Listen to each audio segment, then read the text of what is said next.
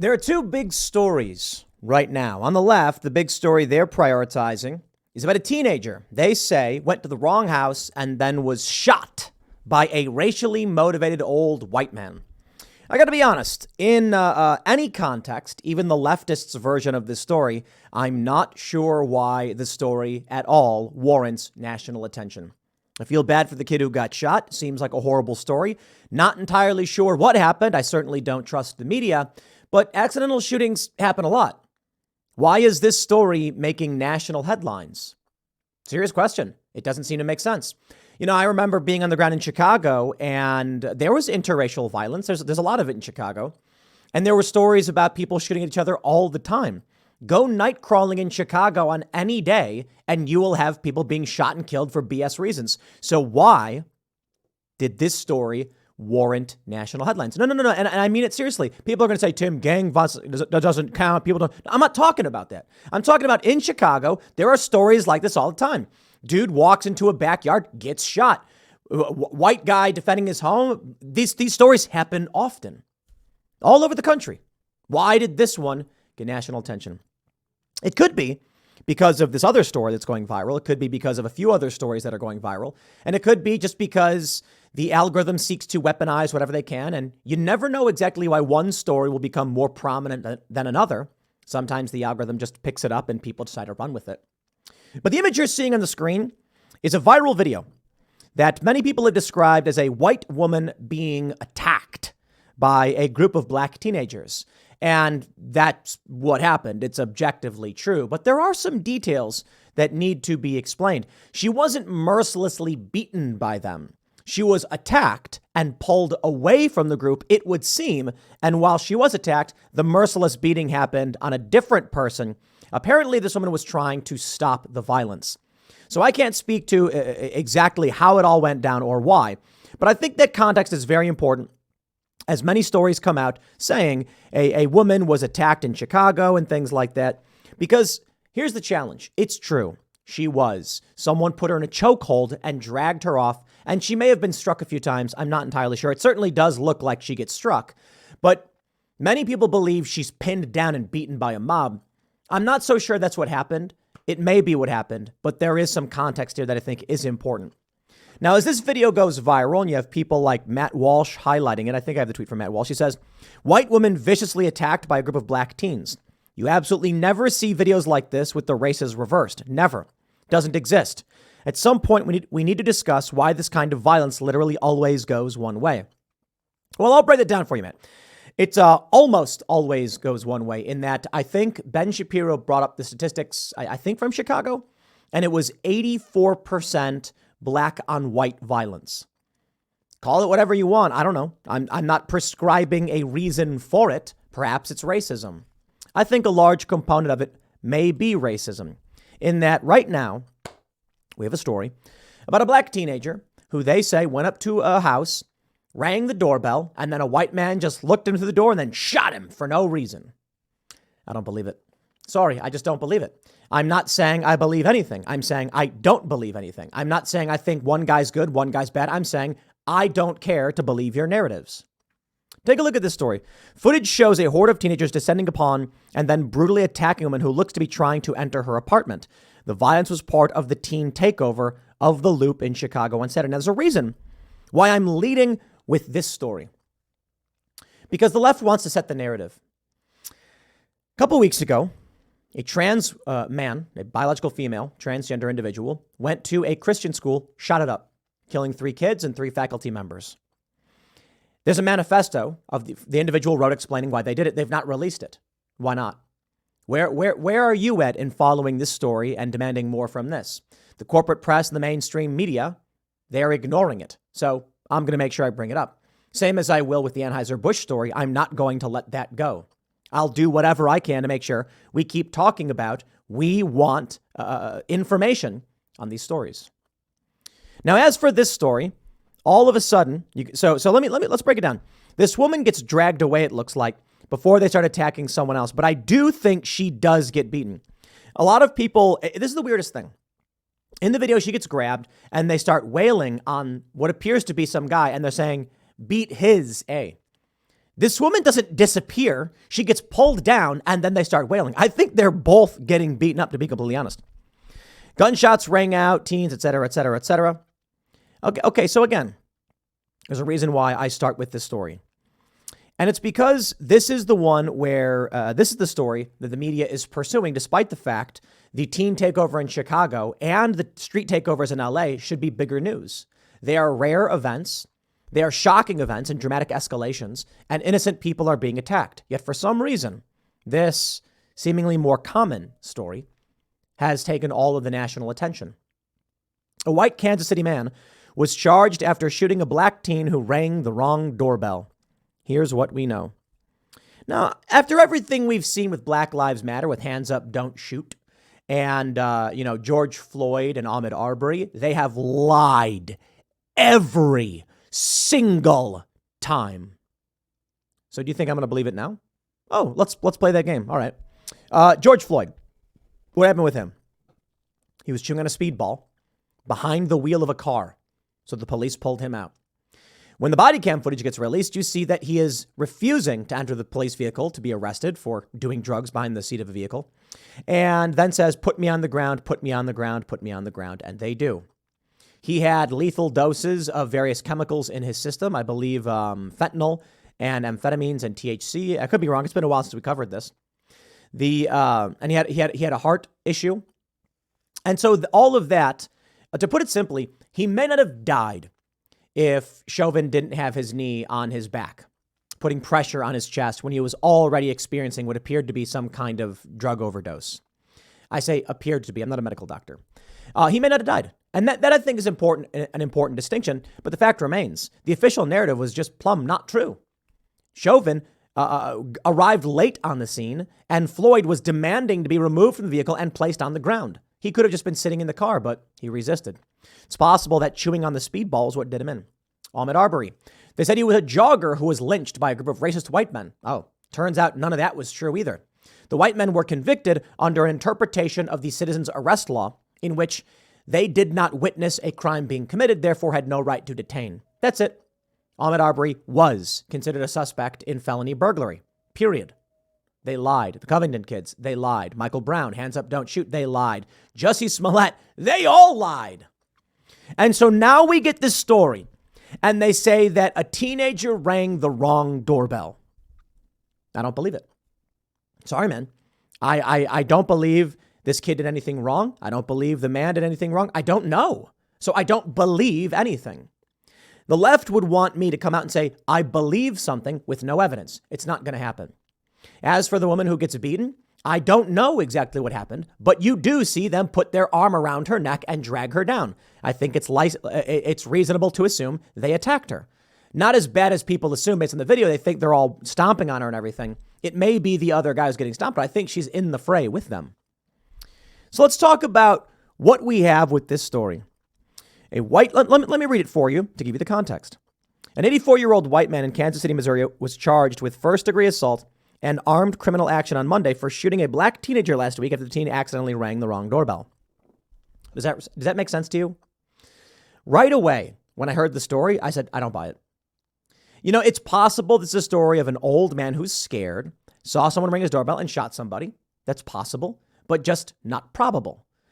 My immediate reaction when I heard the story was, if it is that this kid went to the wrong house, as they describe, I bet what happened was he opened the screen door and rang the doorbell. And then this guy, this 84-year-old man who's frail, sees a stranger on his doorstep, opening his door, ringing his doorbell late at night. And he panicked and he shot the person. I said, that sounds like something that may have happened. But even that doesn't seem to be the most probable story, in that what actually is likely to have happened, if I'm not giving anyone the benefit of the doubt, is that the kid rang the doorbell, and as the guy was answering the door, the kid went to open the screen door, assuming this is where he's picking up his cousins or whatever, and the guy said, this guy's trying to enter my house, and then immediately fired. I don't think that this guy was racist. He's 84. Maybe he's to a certain degree racist. Maybe he profiled the kid. He sees a strange black teenager trying to open his door and he panics, perhaps. But many people have pointed out this is a case of a trespasser. And this is the weird thing. The left is like, this guy's racist and it shouldn't happen. It's like, look, man, they're arguing this old man had no reason to feel threatened. A stranger on your porch or opening your door you're not allowed to feel threatened by that. I'm sad to hear this kid got shot. Apparently he's at home already. He's been discharged. He's recovering. Let me read, because there's some important context. Check it out.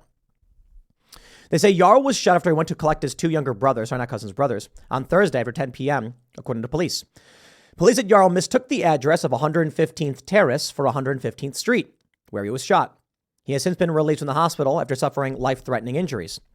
Lester had earlier been released from police custody, but Thompson said on Monday that an arrest warrant has now been issued for him. His bond was set at $200,000.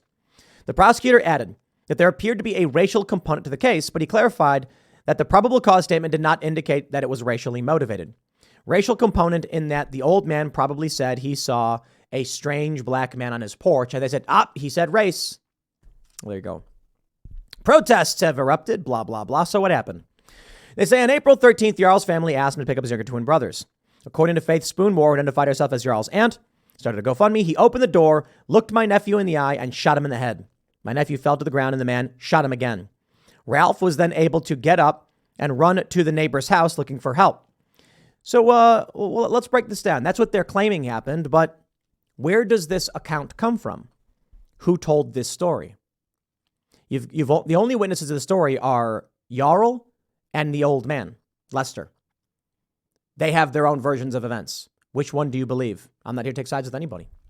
So when I said I don't trust the media, people responded to me and said, yet you trust a racist old white man? No, I don't trust any of them. I don't know what happened. And did this kid who got shot and was in the hospital dying, did he tell a story? I don't know if I believe it. Sounds like someone told the story for them. Officers responded to reports of a shooting and found that Yarl had been wounded. Police said Sunday that he is in stable condition. Despite the severity of his injuries and the seriousness of his condition, Ralph is alive and recovering, said Benjamin Crump. Oh boy, that guy. According to Spoonmore's funding page, Yarl plays multiple instruments in a youth orchestra, participated in the Missouri Scholars Academy for gifted high school students in 2022. His goal was to attend Texas A&M University, study chemical engineering. Seems like a good dude. The photos of him, he seems like a normal, nice guy. The prosecutor said Lester, who lived alone, shot Yarl with a .32 caliber revolver through a glass door. No words were exchanged between the two. There were no witnesses or video of the shooting itself. So there's no witnesses and there's no video. So how do we know what happened? Honest question. If the only account we have is from Lester, here it is. Excerpts of the prosecutor's probable cause statement posted online reveal that Lester told police he picked up his gun after hearing the doorbell ring while laying down. He opened an interior door and saw a black male approximately 6 feet tall pulling on the exterior door of his house. Believing it was a break-in attempt, he fired twice after opening the door. So this is in Kansas City, Missouri. I don't know what the laws are there. However, I'm fairly certain in West Virginia, you are allowed to use lethal force to prevent a burglary. This is the challenge we face. I'm not happy this young man got shot. He seems like a good dude. This is a tragic story. He went to the wrong house. So they say. Some people believe that he was actually trying to rob the house and that what burglars do is they'll ring the doorbell first. Then they'll try and go inside. That's literally what they do when they home invade or burglarize a home to steal things. I don't believe that story makes sense. If the kid was actually going to 115th Street and went to Terrace by mistake, makes a ton of sense because you see 115th TR, 115th ST, and the kid turned wrong on the wrong street, pulled in, walked to the house, and thought he was picking up his brothers from a friend's house or something. That story actually makes sense to me, but doesn't mean this guy's a bad guy. If you try to open the door to enter my home, I'm going to tell you all this right now. If I'll just put it this way, I'll put it simply. If someone comes to where we are, where we do this show, and tries to gain entrance to this building, it is entirely possible our armed security guards will not hesitate to open fire. I don't know for sure, and I hope that's not the case. But we've gotten so many death threats. We've had the police come here so many times. You have to physically bypass a barrier and signs warning you that if you trespass and then try to gain entrance, burglary, you face the use of force in self-defense. I do not believe it is incumbent upon the victims to wait to find out if they're about to die. So the sad reality is, according to the statement, the kid was pulling on the exterior door of his house. It makes sense. Now, why wouldn't they admit that? I have this tweet. Let me see if I have it right here. Here's a tweet from Time Magazine. Protests have erupted in Kansas City after a black teenager, Ralph Yarl, was shot by a white homeowner for ringing the wrong doorbell. Do you know what the original headline of the story was? Twitter saved the metadata, and it's still active right now. It says, Kansas City teen shot after entering wrong house. So what really happened?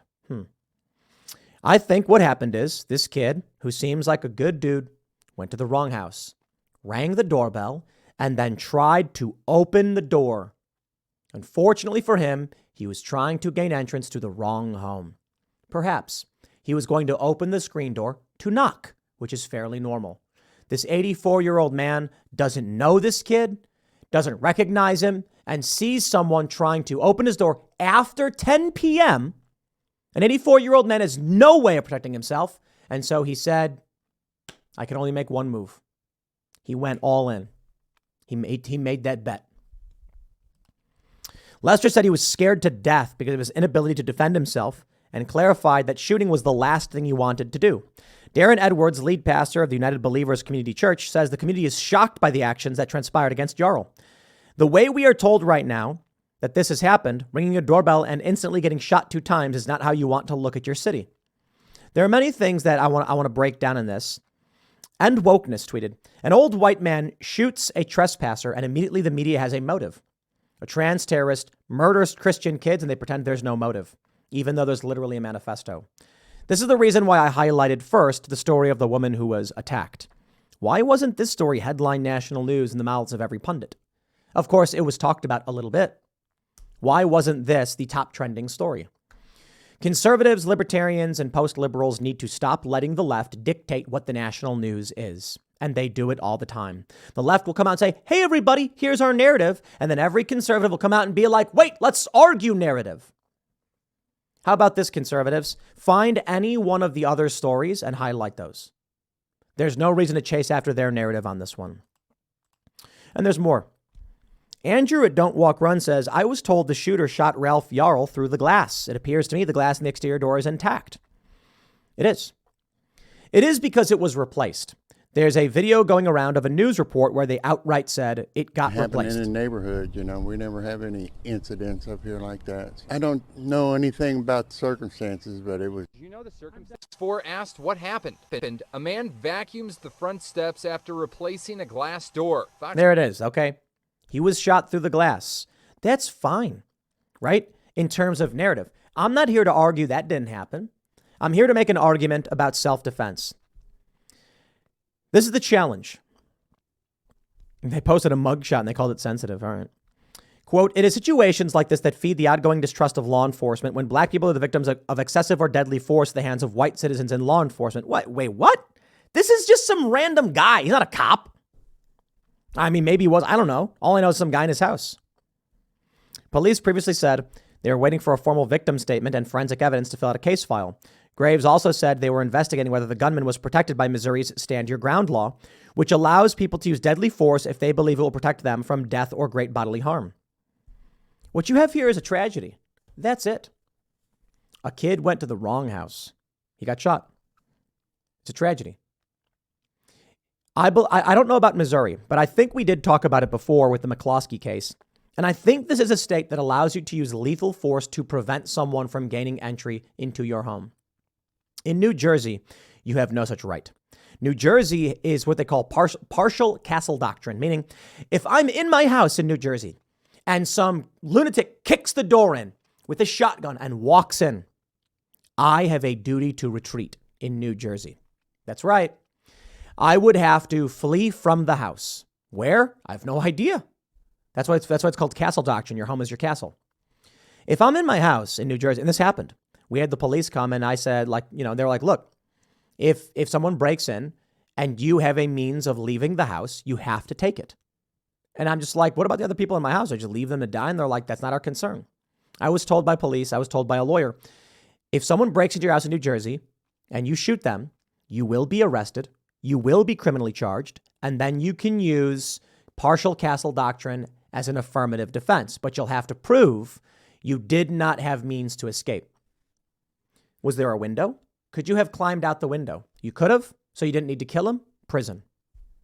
In Maryland, it's a little bit different. In Maryland, we're told that if someone enters your physical property, your acreage, you do not have a right to attack them. You can instruct them to leave. If, of course, they present a threat to you, like they raise a weapon at you, that's totally different. But if someone is trespassing on your property, you have to warn them first. Then, if they do present some kind of threat, you have to retreat to your home. So I'm saying, like, if someone opens fire on you, I think you still are obligated, unless you're cornered, to retreat to your house. Once inside your home, I believe in Maryland, I could be wrong. We have armed security for this, so I'm not going to be involved in any of these things. If someone tries gaining access to the house, you are then allowed to open fire. The interesting thing is burglary does not mean theft. People think it does. Burglary means illegal entry into a space. So if you have a 10-acre land with no building on it and you put a fence around it and someone jumps the fence, that's burglary, not trespassing. It's an important distinction because I believe in Maryland, you have a right to defend yourself against someone who is trying to commit burglary. Now, as for Missouri, this guy may be protected under this law. Someone grabbed the door and tried to gain entrance. That's it. They were on his property, opening the door. And it sounds silly, but there is a difficult this is the challenge of the law. There's no easy black and white distinction. Do we say, no, this is illegal and lock this guy up? Okay, then burglars will adapt. And what they'll do is every attempt at a home invasion or burglary will be made to look like a whoopsie, went to the wrong house. Because then you will have no means of defending yourself until it's too late. So what do you do? I do not have the answers. They say as investigators in Lester's legal defense look to the self-defense laws that may apply in the case, Sean D. O'Brien, a professor at the University of Missouri, Kansas City School of Law, tells Time there's still a reasonableness standard. He has to be able to point to something to say he was in fear of the ringing of the doorbell, and Yarl being black by itself is not going to cut it. No. But he said the kid was grabbing the door and trying to open it. That indicates someone was trying to gain access to his house. And you know what? I bet he was. Not that he did anything wrong. I bet he was. He thought it was the right house. This is the story they've chosen to lead with. Despite the fact we have mass rioting in Chicago, mass rioting in Los Angeles, you have this video of this woman being put in a chokehold and slammed. You have people being pulled from their cars. I remember during the Summer of Love, there was a video of a white guy in his car, and a bunch of black people ran up, pulled him out, and started beating him. Happened in the LA riots, too. Ben Shapiro, I think I have his tweet from Ben Shapiro. He tweets, "It's time to play once again the vile media game in which statistically rare white-on-black racial crime is treated as emblematic of the entire racial situation in the U.S. That's why Joe Biden is inviting the Yarl family to the White House. What about the victims from the Nashville shooting? Are they invited?" Ben Shapiro says the vast majority of racial crime in the U.S. is intraracial. But when it does come to interracial homicide, for example, the chances that a white person was killed by a black person, it's far higher than a black person killed by a white person. He says the media routinely refuse to report even the race of suspects when the suspect is black and the victim is white.